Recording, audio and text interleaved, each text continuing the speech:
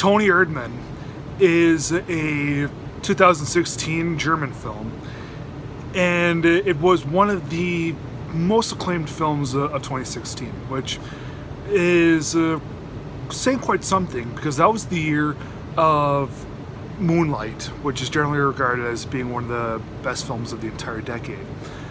Also to come out that year was La La Land, Manchester by the Sea, and Hacksaw Ridge. Toni Erdmann was, I'm if I'm not mistaken, it was the most acclaimed. It was the most acclaimed foreign language film of that year, and probably the most acclaimed comedy of that year too. This isn't entirely a comedy; it's a part drama, part comedy. But something that I will say is that this is an extremely bizarre film. Yeah, it's okay. One drawback of the film that isn't entirely a big flaw is that this doesn't really possess a whole lot of energy that you might think. And at first glance, you might think of this to be kind of tedious. But, you know, I don't think it is. I think that this is quite a good film.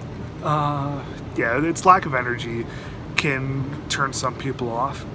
But to me, okay, this is an art house film, okay? And to me, I just thought that because it didn't possess a whole lot of energy, that it kind of really amplified the more bizarreness that the movie really had to offer. So the movie is about this high school teacher named Winfried, and he's a practical jokester. He likes to just have fun, joke around with really everyone. Yeah, he's on the verge of retiring, and his daughter named Ines. Oh, just by the way, the movie being in German, I'm not German or anything. If I'm mispronouncing any names, I humbly apologize for that. So Ines is a very successful businesswoman, but she's very uptight and can be kind of a bit iffy with her father, who's like the complete opposite of her. After the death of his dog, he really wants to be more in touch with his daughter, and yeah, she passes by Germany, and she's on her way over to Romania for some more business. And so he follows her and dons this alter ego named Toni Erdmann. He always has a pair of fake teeth right in his breast pocket. And yep, he stays in character almost all the time. And he really tries to make his uptight daughter snap out of it.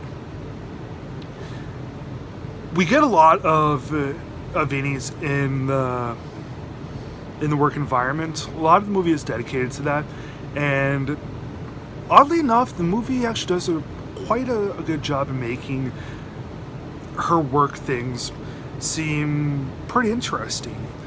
We get a good look as to why she's so uptight, why she's so business oriented, and yeah, when Winfried adapts the Toni Erdmann gimmick, the whole persona, yeah, it's just totally weird. And there's some weird sexual scenes in this that are just like, whoa. And yeah, like when I'm watching this, as I said, the movie, its lack of energy, it really amplifies everything else. I mean, like, the acting is great by all means, but when Toni comes along, yeah, that's usually when there's some more, like, when we first see Toni, that's usually when there's some background music in the scene itself. It's just funny the way that everything happens. Yeah, my only concern with this film is that it's almost 3 hours. It's 2 hours and 40-some minutes. I do think that if it was shorter, that it would have been a better film. Like, if the movie had more energy to it, Okay, the movie not having much energy, it's kind of a flaw. I think that if the movie possessed more energy to it, then the 2 hours and 40 minutes would be okay. But the way the movie stands right now, I thought that the movie needed more energy to sustain itself in its runtime. So yeah, Tony Erdmann is it's a near great film, near perfect. I'm gonna give it 3.5 stars out of 4.